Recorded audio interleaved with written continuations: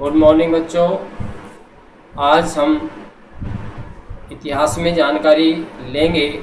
जो हमारा चर्चा का विषय होगा वो होगा कालक्रम 2000 ईसा पूर्व से 1 ईसा पूर्व तक।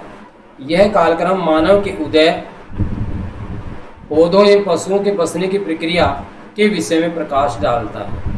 यहाँ पर हम कुछ प्रौद्योगिकी जैसे आग का आविष्कार, धातुओं का आविष्कार, हल द्वारा खेती करना एवं पहिए एवं चाक के प्रयोग के बारे में जानकारी लेंगे। तो कुछ तिथियां दी गई हैं बच्चों, आप इन्हें पढ़ लेंगे। इससे आगे बढ़ते हैं हम इसी क्रम में समय की शुरुआत। तो इस अध्याय में स्टार्टिंग में चर्चा की गई थी कि मानव कैसे अस्तित्व में आया। लगभग 56 वर्ष पहले पृथ्वी पर ऐसे प्राणियों का उदय हुआ जिन्हें हम मानव कह सकते हैं। इसके पश्चात कई रूप बदले और कालांतर में लुप्त होते चले गए। तो बच्चों, प्रारंभ में जैसा हम आज हैं, आज का जीवन है हमारा, आज की शक्ल सूरतें इस प्रकार से नहीं थी। इसका विकास धीरे धीरे क्रम के अनुसार हुआ। जिन्हें जिस रूप में हम मानव को आज देखते हैं उसे हम आधुनिक मानव कहते हैं, लेकिन वो आदि मानव था। वैसे लोग आज से लगभग 1,60,000 वर्ष पूर्व पैदा हुए, लगभग 20 के 8,000 वर्ष पूर्व। तो मानव इतिहास के इस लंबे अरसे के दौरान लोग एक दूसरे द्वारा मारे गए और खुद मौत के मुंह में चले गए, और अन्य प्राणियों ने उनके शरीर से मांस निकालकर जानवरों का शिकार करके अथवा पेड़ पौधों, कंदमूल, फल इत्यादि बटोर कर अपना पेट भरते थे। स्तनपायी जानवरों के अर्थात जिनको स्तन पाए जाते हैं शिकारी का प्राचीनतम साक्ष्य दक्षिणी इंग्लैंड के बोसग्रोव तथा जर्मनी के सेनिजंग से प्राप्त हुआ है। धीरे धीरे इन्होंने पत्थर से औजार बनाना बच्चों प्रारंभ कर दिया, और आपस में इन्होंने पहले प्रारंभ में संकेतों द्वारा भाषा का एक दूसरे से बातें करना सीख लिया। यद्यपि आगे चलकर आदमी ने भोजन जुटाने के कई तरीके अपना लिए, जैसे शिकार संग्रह करने, इधर उधर खोज उसकी तलाश करने, उसे इकट्ठा करने। आज भी दुनिया के कुछ भागों में ऐसे शिकारी या संहारक समाज हैं जो शिकार करके अपना भोजन की तलाश में जंगलों में फिरते हैं, जिसे आज हम अभी भी आदि मानव के नाम से जानते हैं या एसटी वर्ग में उनको रखा गया है। तो जीवाश्म पाए गए हैं, बहुत सारे जीवाश्म। क्या है जीवाश्म? जानवरों, पेड़ पौधों आदि के जो अवशेष प्राप्त होते हैं उनको जीवाश्म के रूप में जाना जाता है। तो बच्चों, आगे जानेंगे हम। आज हमें आदि मानव के इतिहास की जानकारी मानव के जीवाश्मों, पत्थरों के औजारों तथा गुफाओं की चित्रकारियों आदि जो खोजें मानव ने प्राप्त की हैं बच्चों, उससे मिलती है। इनमें से प्रत्येक खोज का अपना एक इतिहास है। प्राय ऐसी खोज सर्वप्रथम की गई। अधिकांश विद्वान ने मानने से इनकार कर दिया कि जीवाश्म प्रारंभिक मानव के हैं। उन्हें आदिकालीन मानव द्वारा पत्थर के औजार या रंग रोगन द्वारा बनाए जाने की योग्यता के बारे में शक था। अर्थात इतने योग्य वो नहीं होंगे जितना उनके बारे में हमें जानकारी बच्चों मिलती है। बहुत समय पहले या बहुत समय पश्चात इन जीवाश्म औजारों चित्रकारियों के सच्चे महत्व को स्वीकार किया गया था।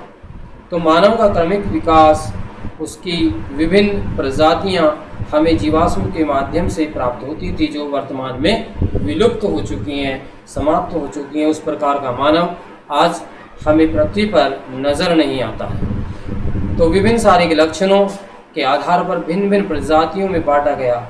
जीवाश्मों की तिथि का निर्धारण प्रत्यक्ष रासायनिक विश्लेषण द्वारा परतों, तलछटों, परोक्ष रूप से निर्मित किया गया। तो जीवाश्म की तिथि और काल से पता लगता है कि मानव का क्रमिक विकास कितना कठिन रहा होगा। लगभग 200 वर्ष पहले मानव ने ऐसी खोज की जिसको अनेक विद्वान मानने को तैयार नहीं थे। खुदाई से मिले जीवाश्म और पत्थर के औजार एवं चित्रकारियों जैसे अन्य खोजें वास्तव में मानव के आदिकालीन रूपों से संबंध रखती है।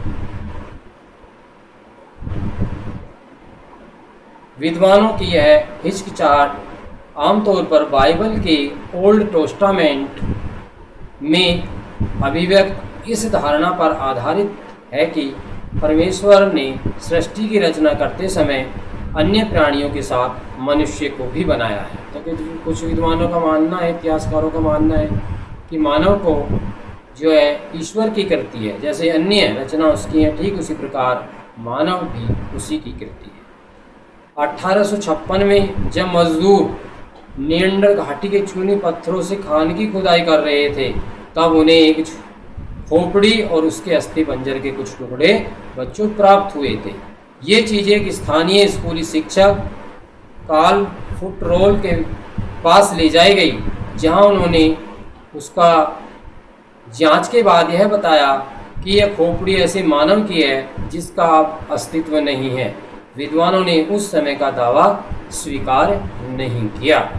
तो मनुष्य के क्रमिक विकास में एक युगांतकारी घटना 1959 को जब मनुष्य की उत्पत्ति के विषय में चार्ल्स डार्विन ने अपनी पुस्तक on the original of species प्रकाशित की। डार्विन ने इस पुस्तक में दलील दी कि मानव बहुत समय पहले जानवरों के ही क्रमिक रूप में विकसित होकर अपने वर्तमान रूप में आया है। तो उन्होंने बताया कि मानव का प्रारंभिक जो स्वरूप था बच्चों, वो एक तरह से जो जानवर हैं उनकी ही तरह था। तो धीरे धीरे मानव का विकास होता चला गया। तो मानव के क्रमिक विकास की कहानी में आधुनिक पूर्वज हमारे उसकी चित्र के माध्यम से, जो हमारे शरीर की खोपड़ी की हड्डी है उसके माध्यम से बताया गया है, दर्शाने का प्रयास किया गया है। नंबर कै खोपड़ी में बताया गया है कि कै प्रारंभ में हम एक वानर के रूप में थे, अर्थात मानव जो है का प्रारंभिक जो वंशज हमारे रहे हैं उसको मानव के रूप में स्वीकार किया। पिक्चर नंबर 2 के माध्यम में दिखाया गया है कि यह भी एक ऑस्ट्रेलोपैथिक नामक प्रजाति की है, अर्थात मानव के प्रारंभिक रूप में जो मानव का जीवन है वो प्रारंभ में भिन्न श्रेणियों से होकर गुजरा। क्रमिक विकास के तहत आज हम इस स्थिति में हैं। तीसरा बताया गया है होमो इरेक्टस। इसकी विशेषता ये थी कि यह बच्चों ये जो मानव की खोपड़ी है ये सीधे खड़े होकर चलने वाले आदमी की है, अर्थात होमो इरेक्टस जो मानव था वह सीधा खड़े होकर चल सकता था। उससे पहले मानव सीधे खड़े होकर नहीं चल सकता था। खे खोपड़ी दिखाई है आपको। घे होमोसेपियंस की, यह एक प्राज्ञ या चिंतनशील मानव था। ये आज के मानव इसी प्रजाति के हैं, अर्थात वो मस्तिष्क से कुछ चिंतन कर सकता था। इन चित्रों में दिखाई गई खोपड़ियों की रचना में आप जो भी अंतर पाएंगे उसका कारण वे परिवर्तन है जो मानव के क्रमिक विकास के फलस्वरूप हुए। मानव के क्रमिक विकास की कहानी बहुत ज़्यादा लंबी एवं जटिल एवं उलझी हुई है, अर्थात मानव का विकास कैसे हुआ, उसके मस्तिष्क में धीरे धीरे परिवर्तन कैसे आए, उसने किस प्रकार से अपने आप को इस योग्य बनाया, उसकी कहानी बहुत बच्चों उलझी हुई है, जिसके परिणाम स्वरूप जो हैं जटिल हैं। इस संबंध में अनेक ऐसे प्रश्न भी हैं जिनका उत्तर देना असंभव सा प्रतीत होता है। नए नए प्राप्त तथ्यों एवं सामग्रियों से अक्सर पुरानी समझ और जानकारी में परिवर्तन संशोधन करने पड़े। मानव के विकास के क्रम को 360 से 240 लाख वर्ष तक पहले खोजा जा सकता है। कभी कभी हमारे लिए इतने लंबे समय के विस्तार की कल्पना करना बहुत मुश्किल हो जाता है या कठिन हो जाता है। यह वास्तव में एशिया तथा दक्षिण अफ्रीका में स्तन प्राणियों की प्राइमेट नामक श्रेणी का उद्भव माना जाता है। उसके बाद लगभग 240 लाख वर्ष पहले प्राइमेट श्रेणी में एक उपसमूह उत्पन्न हुआ जिसे होमिनाइट कहते हैं। इस उपसमूह में वानर यानी एप सम्मिलित थे और फिर बहुत समय बाद लगभग 56 लाख वर्ष पहले हमें होमिनिड प्राणियों के अस्तित्व का साक्ष्य मिलता है।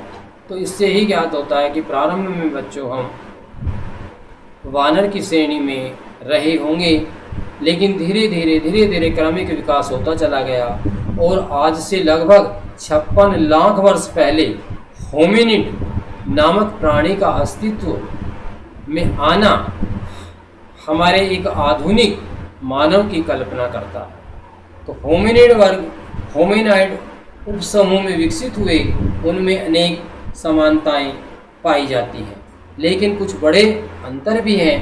होमिनाइडों का मस्तिष्क होमिनिडों की तुलना में छोटा होता है, जो चौपाए थे, अर्थात चारों पैरों के बल वो चलते थे, लेकिन उनके शरीर का अगला हिस्सा और अगले दोनों पैर लचरदार होते थे। इसके विपरीत होमिनिड खड़े होकर पिछले दो पैरों से चल सकता था। तो बच्चों, इस प्रकार मानव पहले चौपाया था, लेकिन धीरे धीरे उसका विकास होता चला गया और उसने अपने जो पश्चात थे पिछले पैरों को बल खड़े होकर और आगे वाले जो उसके पाद थे उनको अपने हाथों के रूप में उसने धीरे धीरे प्रयोग करना प्रारंभ कर दिया। तो बच्चों, इस प्रकार जो है मानव का शरीर का भी धीरे धीरे विकास होता चला गया। तो आज हमने जाना कि मानव के क्रमिक विकास की प्रारंभिक जो स्थिति थी वो कैसी थी, उससे आगे मानव का विकास क्रम कैसे बढ़ता चला गया, उसे हम नेक्स्ट वीडियो के माध्यम से जानेंगे। धन्यवाद।